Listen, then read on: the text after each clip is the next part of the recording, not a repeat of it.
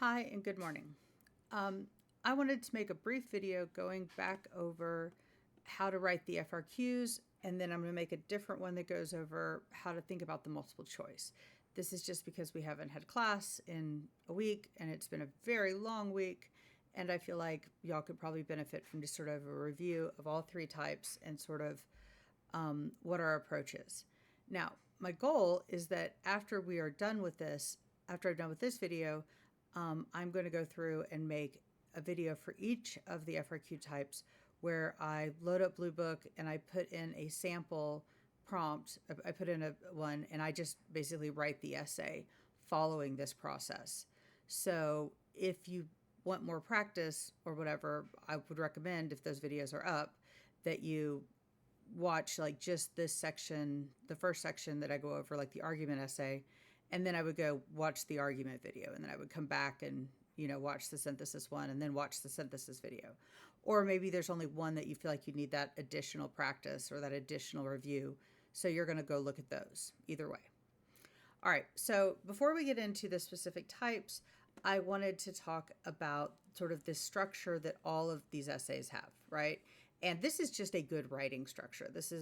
It works for the exam, it works for the scoring guide, but that's not why I do it this way. This is also just good writing.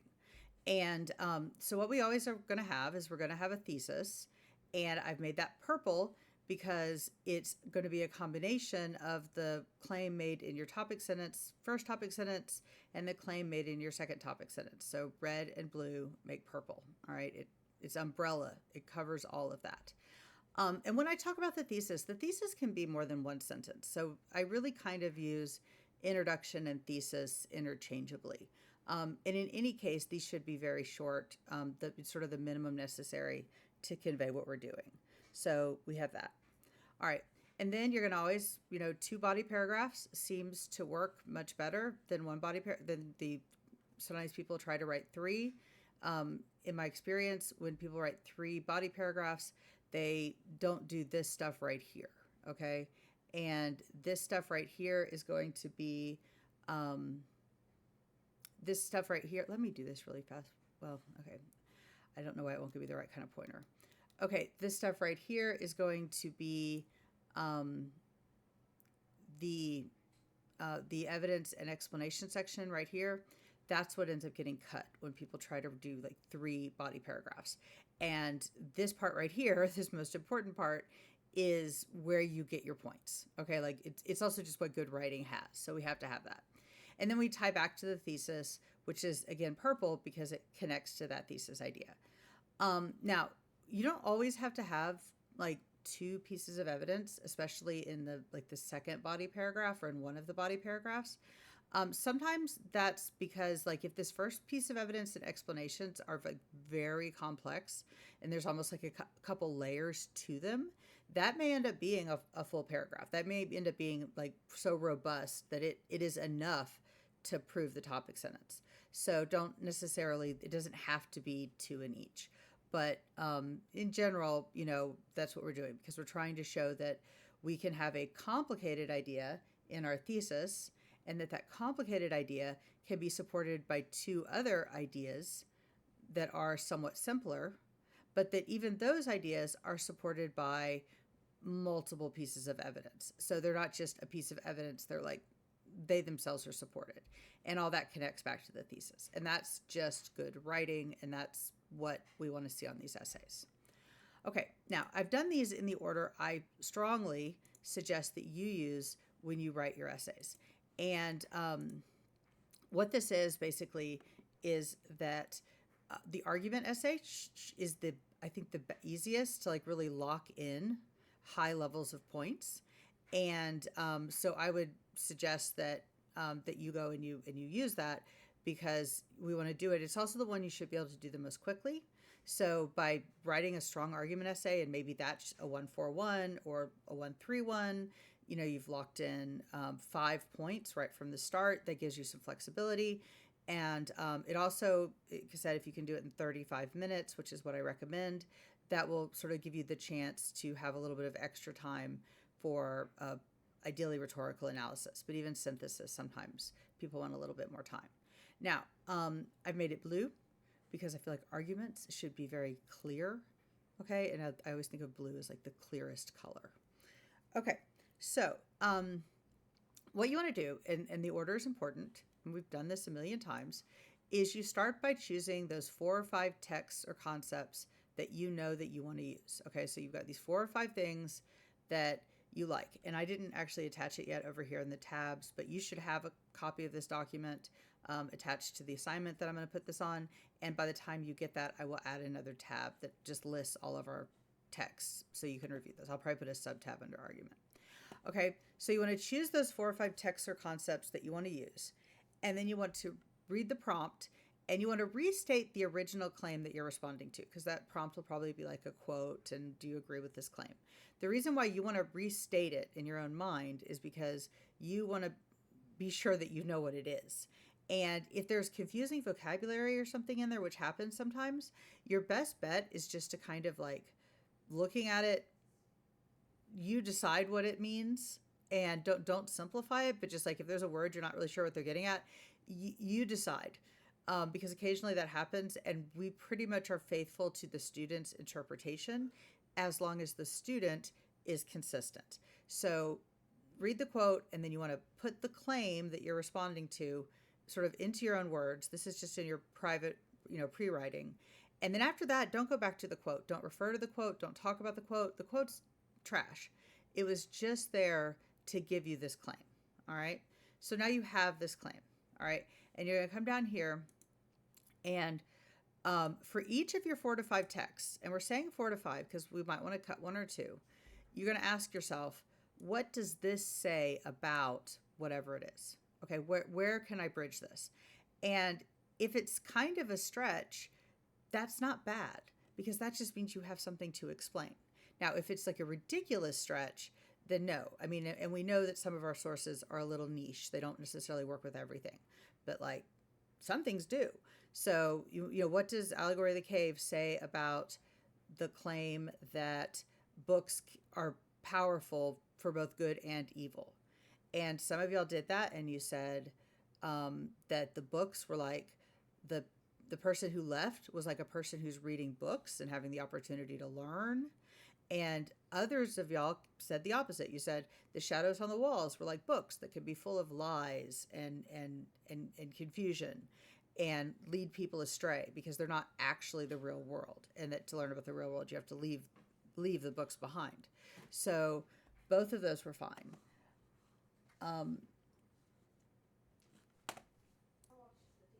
Okay. All right.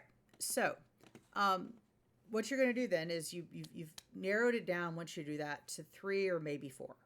And again, reading those book essays, I think people maybe do better when they do 3. Sometimes you jump too fast from the first to the second. If you have 4 that all seem equally good and you can see how to group them, go 4, but don't be afraid to go 3, I guess is what I'm saying. All right. Then what you're going to do is you're going to write explanations for each of those. You just sort of type them up. You still don't know your thesis. You still don't even know your topic sentence because you're not making assumptions about where you're headed, because you can figure that out once you get there. So the basic thing you have to do on the argument essay is you have to just start by explaining the text or the concept itself. So tell me the story of Allegory of the Cave. Tell me the story of Maggie. Explain to me Jean Annion's theories about schools and how schools do education differently. And even at this stage, you may be kind of picking details based on where you know you're going, because like you don't want to tell the whole story of Maggie. So maybe what matters is that Maggie did not understand who Pete was because of her lack of experience. Or maybe your point is that Maggie was abused. That was kind of where you're headed, is that because of Maggie's, the abuse that Maggie suffered, her judgment was compromised. Okay, so depending on which of those you're headed towards, you might focus on the fact that she was raised in an abusive household, or you might focus on the fact that she was raised in a very ignorant environment. She didn't have very much information, and those would both be fine. But you're just telling the story. You're just like 2-3 sentences of like what happened with Maggie, what goes on in Lockhart's Lament, what is the bullet ant ceremony like, and what do they do, and how often do they have to go through it, something like that. And then for the advanced explanation, this right here is where you're going to then take this idea and you're going to talk about how this applies to the original, to the topic, to the original claim, right? Like how is this relevant to that topic? What does this say about the power of books? What does this say about people's need for freedom? What does this say about what does this show is overrated, right? Like what seems to be overrated here? You're going to make that relevant. So that's like another 2 or 3 sentences, which is why these can get pretty long. And again, the more complex it is, your sources, the more you might need to do that. All right. So at this point, you have 3 or 4 of these kind of evidence chunks, right? You've got your evidence, you've got what it is, that was Harriet Jacobs' slave memoir, or memoir of her period of time in which she was enslaved, was written in the 1840s and 50s and tells like that, just like the basic stuff. And then you're going to have a little bit of an explanation of what actually happened that's going to be relevant to where you're headed. And then you're going to add a specific explanation to how that's relevant to the topic of freedom, or the topic of coming of age, or the topic of overcoming adversity, or whatever it is that you want to do. Okay? Then you're gonna look at these. You got all these little chunks, and you look at them, and you're going to arrange them based on something you can see that they have in common, that they both demonstrate something similar. They're both about family, or they're both about what's best for the individual, or they're both about what's best for society, or just something they have in common. Okay? Then once you've done that, and you've copied and pasted it, then you're going to write your topic sentences for each paragraph that makes the claim that the explained evidence illustrates. So, and again, we'll do all this in the demonstration, but you write your topic sentences. Then you go through, and once you know your topic sentences, you look at your topic sentence, and you write a thesis statement that's going to be purple, that's going to umbrella all of that. And so this is your claim. It's not that original claim. And you don't have to ever restate the original claim. Your thesis can be very, very simple. And you may want to add like a because or an unless or an until phrase with that thesis, to if it's clear in all your sources they're like going in the same direction, or they have this limitation. That's a good thing to do. If your 2 topic sentences seem to contradict each other, you've got to kind of write a thesis that acknowledges that this is true in some circumstances, but not in others. And when you do that, you want to identify it. And this is a very picky point, but saying something is sometimes true, or saying something can be true, but isn't really a claim. But saying that something is true for the individual, but it's not true for society, or is true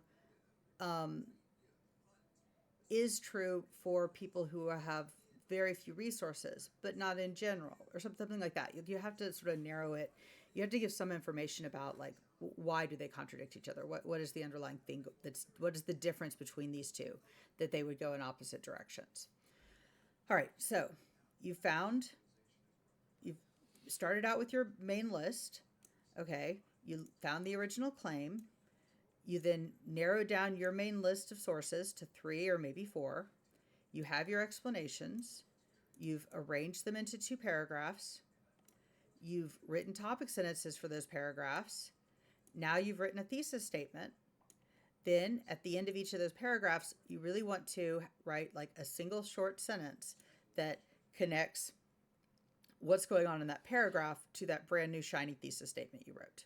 Okay? And these can be very kind of repetitive, because you're just making sure it's clear that everything I just talked about, this is how it connects to that thesis statement.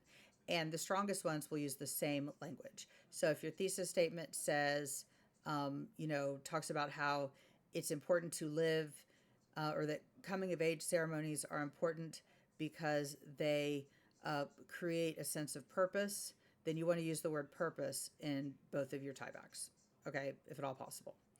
All right, so then you do that, and then you look at it and you fix that formatting, because you've got to fix the formatting, because this structure right here, let me shrink this up a little bit. This structure is important, okay? This structure shows your line of reasoning. And if it isn't clear that that's my thesis, this is my first paragraph and this is my second paragraph. If they're not clearly separated, then some of your line of reasoning will be lost, okay? You want to use, you cannot tab to indent, but there is a tab button. I think tabbing between paragraphs is very helpful. I also think that, I think indenting paragraphs is very helpful. I also think a space in between the paragraphs is just, and between the thesis and the first paragraph is absolutely essential. Okay, so make sure you do those things. Okay, so you've chosen your 4 to 5 text, you've read the prompt and restated your original claim, you've decided which 3 or 4, what they have something, that 3 or 4 of them have something to say about that claim. You've written your basic and advanced explanations. You've arranged them into 2 paragraphs based on a shared element. You've written your topic sentences. You've written a thesis statement, and you've written your tiebacks. You fixed your formatting. Then you move on. You don't get hung up polishing that. If you have time at the end, here at your final run through, you can go back, and I've got like a list for you for how you could polish each of these with any remaining time. But first, let's get 3 essays, because you absolutely have to have 3 essays. All right. After you do your argument, you're going to stop and you're going to come down here and you're going to do your synthesis. I would do them in these orders because you want to make sure that you have time for rhetorical analysis. Before I started my synthesis, I would look at the time and I would figure out how much time, you've got to go into rhetorical analysis with like at least 40 minutes. So if you have 80 minutes left, you're like 40-40. And at the end of 40 minutes, you're going to move on, because it is much better to have 3 half essays than 2 great essays and nothing for the third. You have to have 3, okay? You have to have 3 that all 3 have a topic sentence or have a thesis and some kind of evidence with some kind of explanation. Like, you absolutely have to have that. Okay, so, but right now we're going to talk about synthesis. Okay, so when you look at synthesis, what you're going to do is you're going to first read the front part and you're going to identify that topic and goal statement. And when you do that, one of the things that's going to happen is that you're going to it's either going to say, develop your position on the extent to which something, windmills, are valuable, or develop your position on the factors to consider before implementing something like windmills. So, should we have windmills, or what are some things you should talk about before even deciding if you have windmills? So, like, what are the questions that need to be answered? And you want to keep those straight because you do handle them just a little bit differently. Then you're going to skim the sources and you're going to find yourself 4 pieces of adequate evidence. And I cannot emphasize enough that the way people get bogged down in synthesis and spend far too much time in synthesis is that they want to read the sources and understand more than they need to understand. Because this is not about your ability to read 8 sources and write about all of them. This is about your ability to find some evidence and then use it to build your own argument. So you have to leave time to build your own argument. Once you pull something out of a source, I would leave that source behind because you've already used it. I would focus on first paragraphs, unless like the first paragraph is like a story, and then I might read the second paragraph. Sometimes they have like a source that is like just a list of things. Just find one list item if you're going to use that source at all. And I often think those sources are not super useful, honestly. But if there's like a list of things, find one list item and use that. The other thing that you want to do is remember that a piece of evidence is a fact, idea, or opinion expressed in a sentence in the source. It's not the main idea of the source, all right? So that's what I mean. Like, you find 4 little specific things you can use. Now, if within a source it says something like, we'll talk about that when we get here. Okay, so once you found your 4 pieces of evidence that are from at least 3 sources, ideally from 4, if it's a graphic, find 1 piece of data, like a trend, like increased over time, decreased over time. Or I would just find like, oh, this shows me that 75% of toddlers, are left-handed or something. That is not true. But, like one fact that you would use, like what you think is the most interesting or the most relevant that you could use. But again, it doesn't have to really be the best. It just has to be adequate because it's the explanation that we care about. So once you've got your 4 things, and you're going to type those up, and we're going to do this when I model you one, you want to write an explanation of the content of each source for someone who has never read them. Okay, this should make sense to someone who has not read the sources. Because that's what good writers do. We're not testing your ability to understand the sources, we're testing your ability to communicate an important idea. So, the first and most basic thing is you want to write down information about the source and what it says about the topic. So, when you first are explaining your sources, that's all you're really doing. You want to bridge to a factor or a value depending on the prompt, whatever it's doing. So, if the topic is windmills, and the source is talking about renewable energy in general, you want to bridge to renewable energy. If the source is talking about,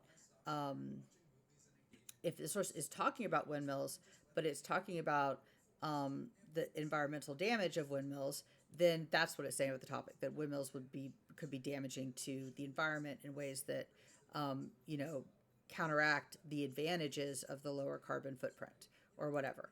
So all you're doing is you're bridging to a factor or value. All right. If it's given, when you do these explanations or you're giving this information, you want to start with the author's name or whoever published the source. So an article in the New York Times claims that, or John Smith claims that, something like that. If a source quotes someone else, you don't have to double cite it. So if you have a passage and somewhere in the passage, it's like an art critic. And in that passage, they quote Van Gogh. You can just say, Van Gogh once said, blah, blah, blah, blah, blah, and then put like source C. Now, if you then later also quote that art critic, you also cite source C. And that still only counts as one source for like that magic 3 that you have to handle. But in terms of like citing, you don't have to have like, you don't have to deal with some weird layeredness. Just take the quote. You got the quote out of a book, but that's fine. Okay. So if given, start with the author's name. Van Gogh famously claimed that he hated his left ear. I mean, I don't think he did. Or the New York Times reports that children are rejecting AI in record numbers or something like that. And then you want to end with the letter of the source, like B or D or whatever. You don't technically need both of these, but it sort of covers your butt, and it's not a bad practice. It doesn't really add time. Okay, so we're going to do that. Then, now you've got 4. And for this one, 4 is better. Okay, the 3 is all right. And you're going to arrange this into 2 paragraphs. All right? And then when you arrange it based on something they either have in common, even if they contradict each other, they're both about this particular factor, or they're going to be about this particular value, or similar factors or similar values is really what this is going to come down to. Okay, you're going to arrange that in 2 paragraphs, and you're going to put a connection word or phrase between them. You could do a lot worse than just always write additionally. However, for example, or like maybe, I don't know if anyone's ever, I've seen this, but I can imagine saying something like as a result or specifically. Okay, like those could also be ones that you would use. So you're going to do that. Now, what I want you to kind of understand, which I think is the part that is confusing here, is if we go back to this essay structure, in a lot of ways, both of your sources from both of the things you get from the documents, that's like the first, like, what am I trying to say? That's like the first level of evidence. And then the second row of evidence is what you're bringing. Okay? Because this is only about half the paragraph, what we've done so far. And next, you're going to come in here and you're going to give some additional evidence, which is going to be from your own experiences, your own ideas, your own thoughts. So while this does have like 2 things from 2 different sources, because you need to do that, all together, this is kind of relevant to the thesis, like collectively. Okay, then you're going to come back here, and it says here to go to your advanced explanation, which is to explain how the 2 sources relate to this broader context that we're trying to sort of build to. Like, what do they say that matters? Why are they meaningful? Why are they definitely true or false? So this is where you're going to bring in your own ideas from our sources or your own experience. And whether or not if your experience is relevant, synthesis is a great place to use it. Other than that, you want to use mostly the concepts that we've talked about. I mean, it's possible that there are times you could say, like, this same phenomenon is seen in night, or, you know, uh, uh, Gene Anion focused on this difference or something. When I go back and I add the sources, I'm also going to add a tab under synthesis that really focuses on those conceptual ones that I think work best. It's like a subset. So you can do that. And but you want to talk about it, and remember the sources. You can agree with the evidence you already have in that paragraph. You can disagree. You can support one of the things, but explain why the other one is wrong. You can put limits, like this is true, but only in this very particular case. You don't have to like go along with the sources, but this right here, this is the explanation that like matters. Okay, I mean it all matters, but like this has to be there. You can't skimp on this part. Then you go back, and so now you're going to have, so just to kind of, because this is the most complicated of all of them, you've um, identified the topic, okay, and what it is you're trying to do. The goal statement is it a valuable or is it a factors? You've skimmed the sources and you found your 4 little pieces of adequate evidence. You've explained just what they're saying about the topic. You've arranged it into paragraphs and connected them to each other. Then you've expanded that explanation to connect to something bigger. You've talked about your own ideas or your own experiences. You've maybe relied on some of the things that we've talked about because those are all pretty good to relate to these things. You've either agreed or disagreed, but now you're talking about how you feel about whatever it is that these sources are referencing, making your own argument. Then you're going to write your topic sentences for each paragraph, and you're going to state the claim that this advanced explanation supports. So the topic sentence is not introducing the sources. The topic sentence is introducing or making the claim that you're going to support. Then you're going to look at your topic sentences and you're going to write a thesis statement. I feel like the thesis statements for synthesis are often the most simple because so much of the complexity is in the topic, is in the paragraphs. It's in these explanations. So if your thesis statement comes out kind of like, windmills are valuable because they improve the quality of life for people, that's fine. Like, that's fine. If it comes out, your thesis, if it comes out, 2 factors to consider with windmills is what they will cost and potential environmental damage, that's fine. Now, it's a little better if you can look at all of it together and say, if you can go pure purple, if you can talk about one thing that they're both facets of. But don't, like, I would really not stress about the thesis statement on synthesis in particular, because you've already kind of done the work. All right, but if it is a factors prompt, make sure you are identifying factors. And if it's a value prompt, you want to make sure you're saying something like it's valuable because, or it's not valuable because. All right, so then you're going to go back, you're going to do your tiebacks, which is one sentence at the end of each paragraph connecting to the thesis. These are, again, the most minimal in synthesis because this advanced explanation has already done a lot of that work. All right, and then you want to fix that formatting. All right, and then you're done. You're going to move on. I probably should put this in here actually, check to make sure you have 3 sources, because you just absolutely have to have 3 sources. And but then after that, you want to fix your formatting, and then you move on. Okay, so that's your argument essay. Then you have your synthesis essay. Now that you've done your synthesis essay, that's all locked in. Hopefully, you have 45 minutes left for rhetorical analysis. If you only have 20 minutes left for rhetorical analysis, that's fine. You can fake it, all right? And it'll be all right. But that's what's going to be next. Before we get into rhetorical analysis, I want to review some of like the key vocabulary that we're going to talk about here. And rhetoric is persuasive speech, right? So what you're being asked to do here, and this is the one that's the most different, okay? And really the one that is probably the most sophisticated. Because what you're being asked to do is not think about a topic or think about the world. You're being asked to think about how writers make their choices and why writers make the choices they do. You're being asked to look at something and not think about what was written, but how was it written? What was the process? So rather than looking at a painting and telling me what it's a painting of, or even looking at a painting and telling me what it symbolizes or why it's significant, or even looking at a painting and telling me what its message is. You're looking at a painting and saying, well, this is why they used oils instead of watercolors, or this is why they um, put the, this is why they decided to have the person in the middle stand this way as opposed to sitting. This is why they used a lot of detail on this part of the painting, but the background is a lot more vague or fuzzy, right? You're saying this is why the person who did this made the choices that they did.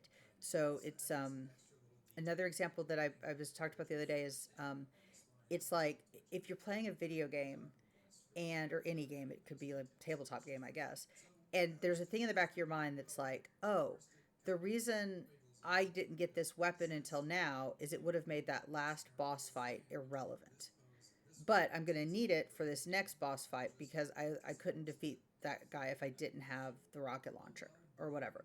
Or the reason why they only gave me 2 grenades for the grenade launcher is they want me to have to decide, do I use them on this boss or do I save them for later? Am I going to regret not having them later, or is this really the best way to get past here? Like whenever there's like you see stuff and you're like, oh, that's a game balance issue, and you understand, you're not thinking about the video game, you're thinking about the choices the developer made in order to make the game fun, or to make it the kind of game they wanted. Like they wanted it to be suspenseful, or they wanted it to be exciting, or they wanted it to be frustrating. And that's why they put all these 20-minute unskippable cutscenes in here, is because they just really wanted you to be frustrated.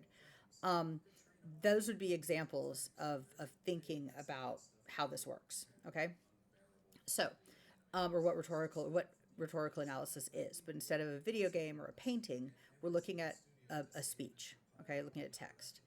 All right, so the rhetorical situation is that context. It's everything that affects how the audience receives the message. So it's who the audience is will affect things like their age, their nationality, um, their gender, any group identity that they have. Okay, all of the experiences that they've had, the values they've been raised with, those kinds of things. That's going to affect how they receive the message. There's also going to be who the speaker is. So that's going to affect how the audience hears it. So if someone is speaking and you're like, you see them as like you're going to listen differently than if you come out the gate antagonistic. Um, and that's going to again come down to the same issues of like what group identities they may either share or contrast, the time period, any like role or authority that the speaker has, things like that. There's going to be the time, and not so much the time of day, but like the era in which something was written or spoken and what else was going on around it. There's going to be, I should have put the occasion, I suppose. The occasion would be like why it is. Okay, if you're giving a graduation speech, they like graduation speeches. You're talking very differently about things than if you're giving a eulogy, which is a speech you give at a funeral in memory of someone. Um, Barack Obama dedicating a memorial is going to speak differently than Scott Russell Sanders writing to kind of like the average American. Um, and then there's going to be the values that there's going to be the place, which can affect things like you're in America, or like if you're giving a speech in the deep South, you might do it very differently than if you were giving a speech in the North. Like imagine, especially like, well, even now, but if it was like during the during the Civil War or something. All right, and then any values that people have. Values are always very important. So all of this shapes that rhetorical situation. And so what you really are asked to do is look at how the choices were shaped by that. So now if we're back to looking at a painting, well, then we might think about the fact that um, this was being painted for a private commission. And so the painter had to make like one person happy versus this was painted to be part of on a magazine cover. And so the painter has to convince people to buy the magazine or has to make sure to leave room to put the headlines and things on the painting. These would be examples of of how that works. In a video game, the context might be that when you have Doom, and nobody ever really played a first person shooter before, they had to come up with ways to teach people how to play a first person shooter because people didn't know, they didn't think that way. But in later games, you can just kind of assume that you'll come in and you'll immediately be thinking about um, how to apply strategy. So, so like we're given when the game was composed or like who the audience of the game is. If I'm developing a video game for toddlers, because I'm apparently a sociopath, um, then I have to design a game for people who can't read, and I have to think differently about how I would construct that than um, if I'm like designing Civ 7. I'm pretty much assuming that everybody played Civ 6. I think I'm not really trying to get new Civ players, or I mean, I guess they are probably, but really they want people. They can assume that you know about Civ games and sim games before you play it. So again, all those things are going to shape stuff. Now, the tension is this very specific part of the rhetorical situation, and it's the most important part of the rhetorical situation. So, um, what you want to do with that tension, what it is it's the thing that makes the audience resist the message. So, the audience are the people who feel the tension. The audience are the people who have the hesitation, that they're not just going to accept it. So if if I'm writing a novel, the tension is that people don't want to read books, and they have lots of other books they maybe would rather read or other things with their time. So I just have to get them past the first 3 pages or whatever. Barack Obama, had to deal with the tension of maybe the audience, like probably the audience were people who were pro civil rights, but maybe they didn't think that Rosa Parks was the best example of a civil rights icon to use. They would have thought of other people instead.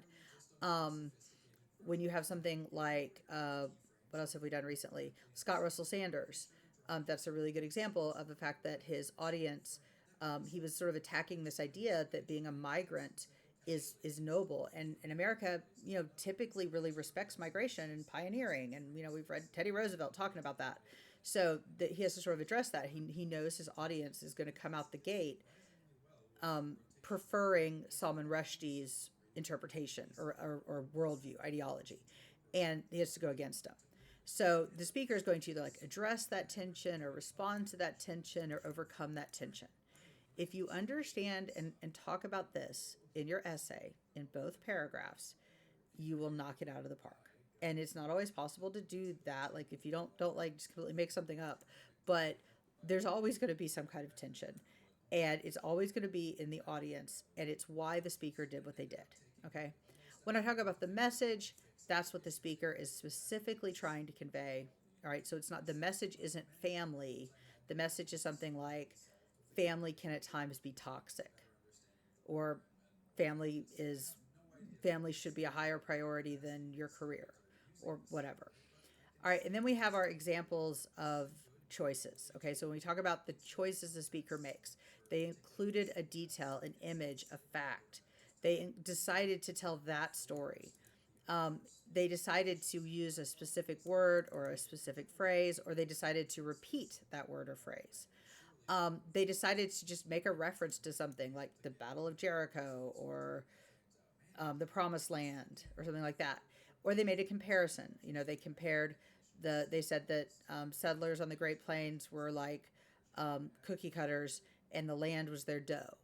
Okay, that was a comparison that sort of shows how brutal these processes that the migrants used were to the land, because that's a very violent kind of image. You could also just call it an image. So this is what we mean by choices. Okay, these are the things that you would want to talk about.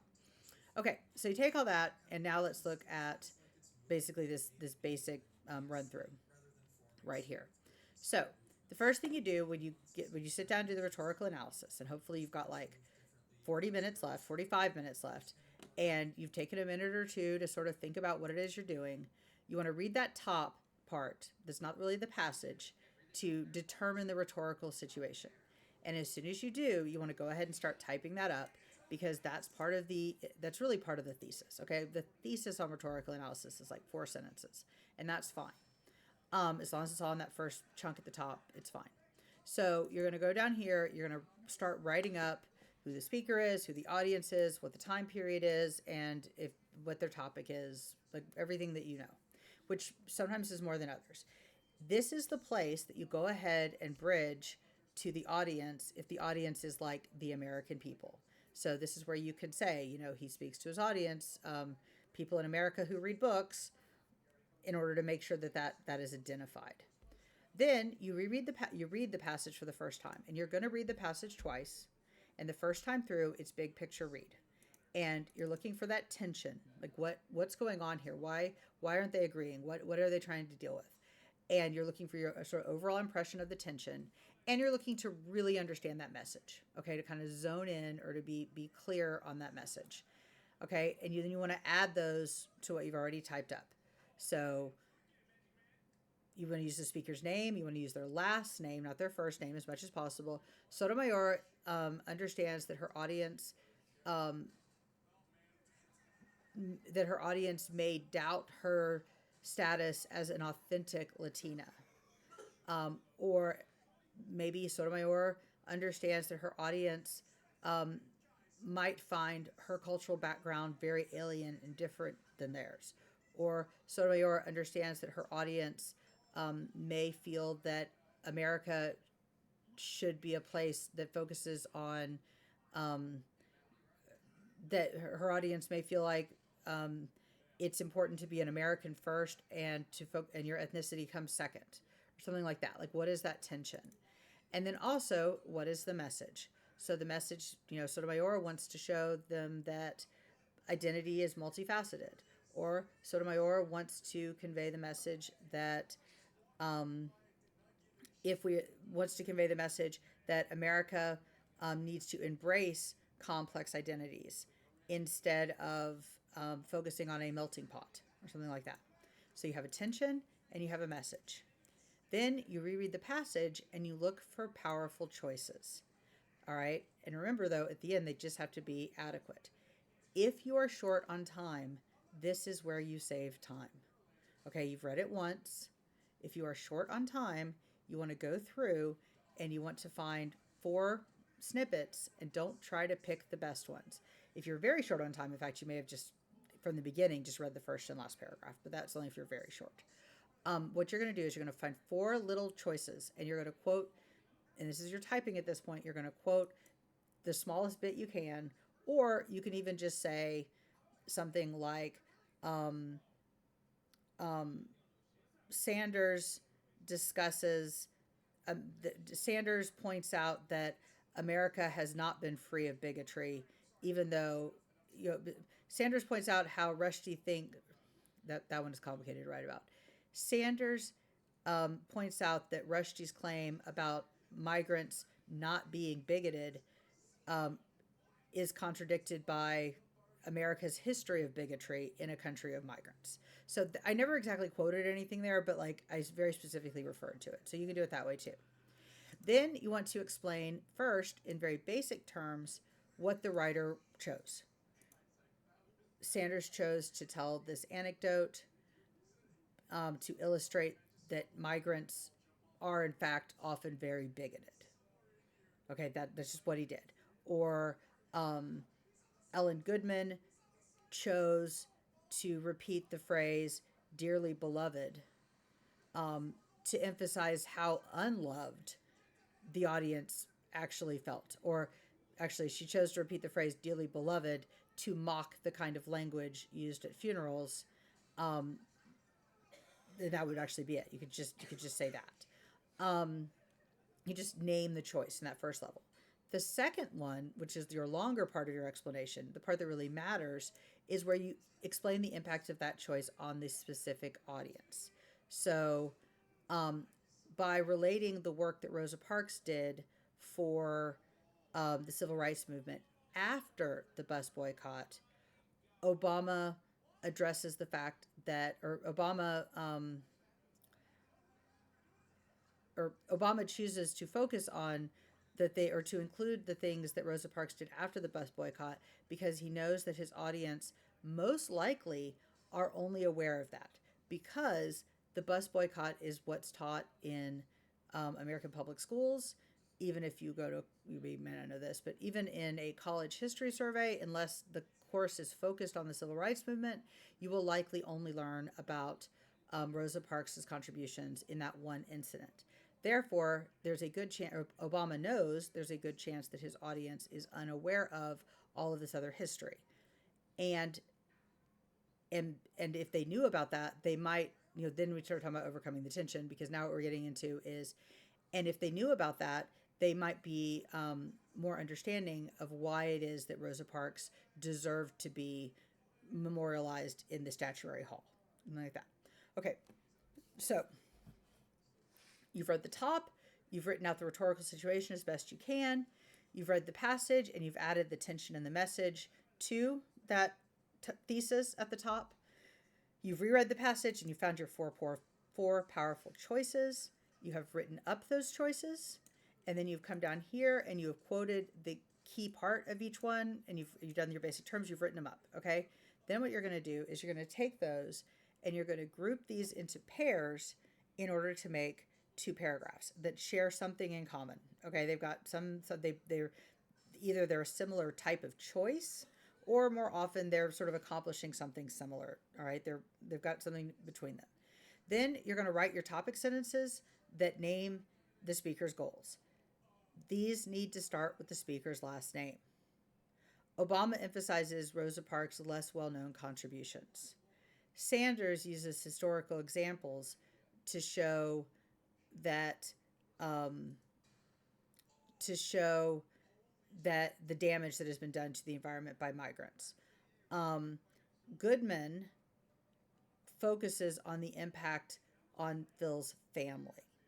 Okay, so you're picking something, a goal, one of the goals that this speaker had in order to accomplish their overall message. Sotomayor talks about her, Sotomayor shows the audience how she grew up, right? So something about that audience, something about like, what is the speaker doing? What are they trying to show? All right, once you've done that, so now you've basically got pretty decent paragraphs, you want to add the overall strategy to your thesis. So it doesn't have to be one sentence. So now we might have the speaker's message is blah, blah, blah. And then you have to have the very last thing there is that they convey this message by some kind of strategy. And this can be the things that are in your topic sentence is really where you want to go to. Or really, I do think these are much better when you look at both your topic sentences and like overall, all of this is about showing the audience, making the audience think about their own experiences. Or all of this is really about connecting with the audience to build trust, or whatever it is, just what overall is happening. Okay? Then you want to go back into your body paragraphs and you want to write your tie backs at the end, and you really want to tie back to that tension. You want to talk about how this speaker overcame, how did this choice or these choices address or respond to that tension in order to convey that message. So whatever the language is that you talked about the tension in your introduction, you want that language to be in your essay. All right.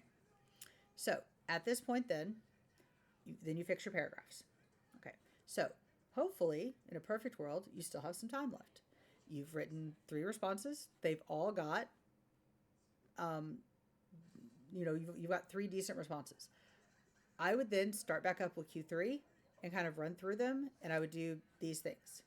You've got fresh eyes now, though you're probably pretty tired, but you've got fresh eyes. You go back through, you check for a thesis and topic sentences, and you might even just go through all 3 of them and make sure that you have a thesis and topic sentences that are claims. Okay, they're not just like, one example of this is Harry Jacobs, and make sure that it's clear that there's topic sentences and claims that are a thesis and topic sentences.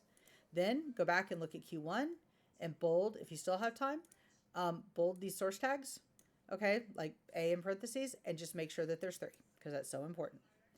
And then finally, you want to reread your explanations. And I would just work through all of these.